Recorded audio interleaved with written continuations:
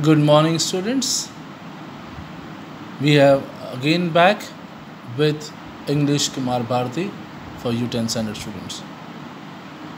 Now, one thing which I would like to ask you is, students, now Diwali is approaching. Are you going to burst crackers? Do you remember I had spoken something about crackers? Who are the ones preparing crackers? The children, the small children are preparing crackers. And when the small children are preparing crackers, that means they are deprived of going to school.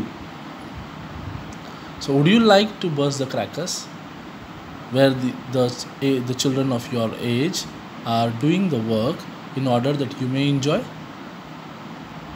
Is it not wrong on our part that we are enjoying our Diwali or our this one feast on the cost of the others, small children, those who are supposed to learn? There are also children who are doing domestic works. They are forced to do labor. Some children are working in the hotels. Some are working as bonded laborers in the factories, in the construction work. Some in the farm.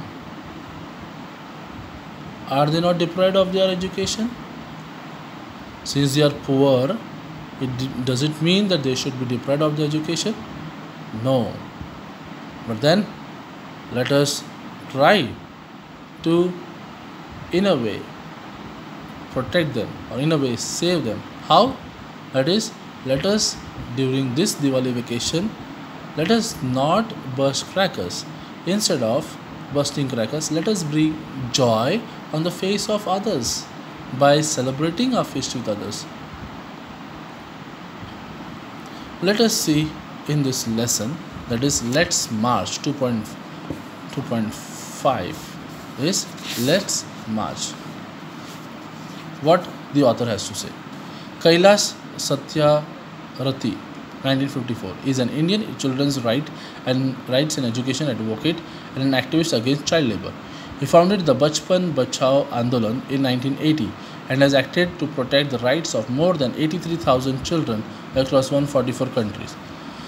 He is honored with many awards including Nobel Peace Prize of 2014. He had addressed his speech on the eve of Nobel Prize distribution ceremony. Part 1.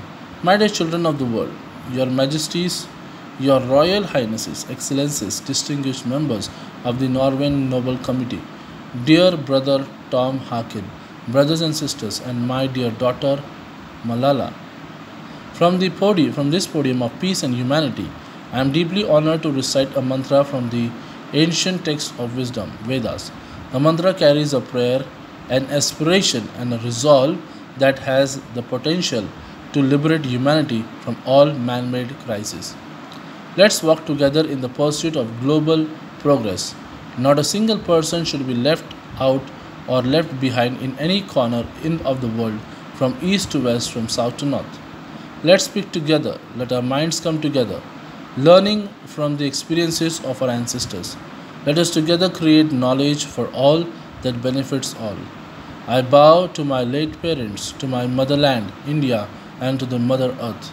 With a warm heart, I recall how thousands of times I have been liberated. Each time I have freed a child from slavery. In the first smile of freedom on their beautiful faces, I see the gods smiling. I give the biggest credit of the honor to my movements Kalu Kumar, Dhumdas, and Adarsh Kishore from India, and Iqbal Masih from Pakistan, who made the supreme sacrifice for protecting the freedom and dignity of children. I humbly accept this award on behalf of all such martyrs, my fellow activists across the world, and my countrymen. My journey from the great land of Lord Buddha, Guru Nanak, and Mahatma Gandhi, India to Norway is a connect between the two centers of global peace and brotherhood, ancient and modern. Friends, the Nobel Committee has generously invited me to present a lecture. Respectfully, I am unable to do that because I am representing here the sound of silence the cry of innocence, and the face of invisibility.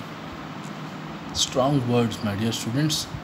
I represent millions of those children who are left behind, and that's why I have kept an empty chair here as a reminder. I have come here only to share the voices and dreams of our children because they are all our children. Gesture to everyone in the audience. I have looked into their frightened and exhausted eyes. I have held their injured bodies and felt their broken spirits. 20 years ago, in the foothills of the Himalayas, I met a small, skinny child laborer. He asked me, is the world so poor that it cannot give me a toy and a book instead of forcing me to take a gun or a tool? I met with a Sudanese child soldier. He was kidnapped by an extremist militia. As his first training lesson, he was forced to kill his friends and family. He asked me, what is my fault? Friends, all the great religions teach us to care for our children. Jesus said, let the children come to me, do not hinder them, for the kingdom of God belongs to them. The Holy Quran says, kill not your children because of poverty. Friends, there is no greater violence than to deny the dreams of our children. Therefore, I refuse to accept that all the temples and mosques and churches and prayer houses have no place for the dreams of our children. I refuse to accept that the world is so poor when we just when just 1 week of global military expenditure can bring all the children to classrooms. I refuse to accept that all the laws and constitutions, police and judges are unable to protect our children.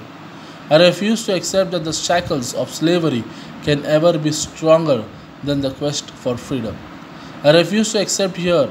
My only aim in life is that every child is free to be a child, free to grow and develop, free to eat, sleep and see daylight, free to laugh and cry, free to play and learn, free to go to school and above all free to dream.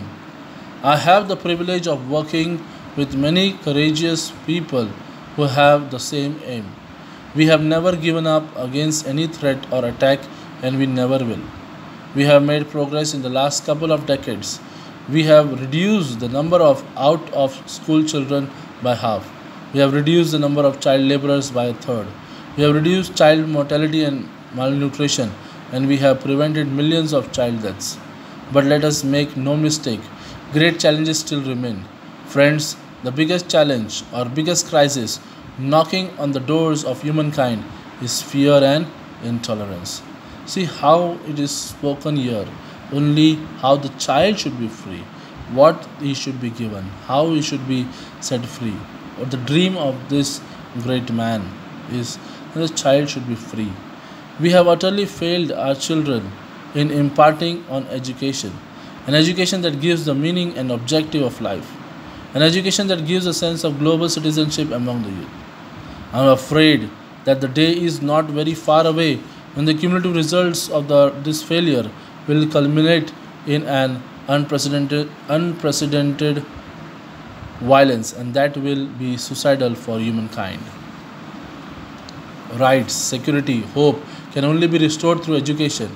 Young people like Malala, I have started calling her my daughter. Malala, not just Malala. So my daughter Malala and other daughters, including Kayanat. In fact, two Kayanats and Shazia, and the daughters from Africa and from all over the world. They are rising up and choosing peace over violence, tolerance over extremism, and courage over fear. The solutions are emerging, but these solutions cannot be found in the deliberations or in conferences alone, and cannot be found in prescriptions from a distance. They lie in small groups and local organizations and individuals who are confronting with the problem every day. Even if they remain unacknowledged, unrecognized, and unknown to the world, the solutions are here with them. Part 2. We can do it. You may ask that, what can one person do? I would recall a story of my childhood. A heavy fire had broken out in the forest. All the animals were running away, including Lion, the king of the forest. Suddenly then he saw a tiny bird rushing towards the fire. He asked the bird, what are you doing? And to the lion's surprise, the bird replied, I am going to extinguish the fire. The lion laughed and said, How can you do it, keeping just one drop of water? If you in your beak? The bird was adamant, and she said, I am doing my bit. 18 years ago, millions of individuals marched across the globe and demanded a new international law for the abolition of worst form of child labor, and it has happened. We did it. Millions of individuals did it. Friends, we live in an age of rapid globalization. We are connected through high speed internet. We exchange our goods and services in one single global market. Thousands of flights every day connect us from one corner to another corner of the globe. But there is one serious disconnect, and there is a lack of compassion. Let us inculcate and transform these individuals' compassion into a global compassion. Let us globalize compassion. Mahatma Gandhi said, If we are to teach real peace in this world, we shall have to begin with the children. I humbly add, let us unite the world through the compassion of our children.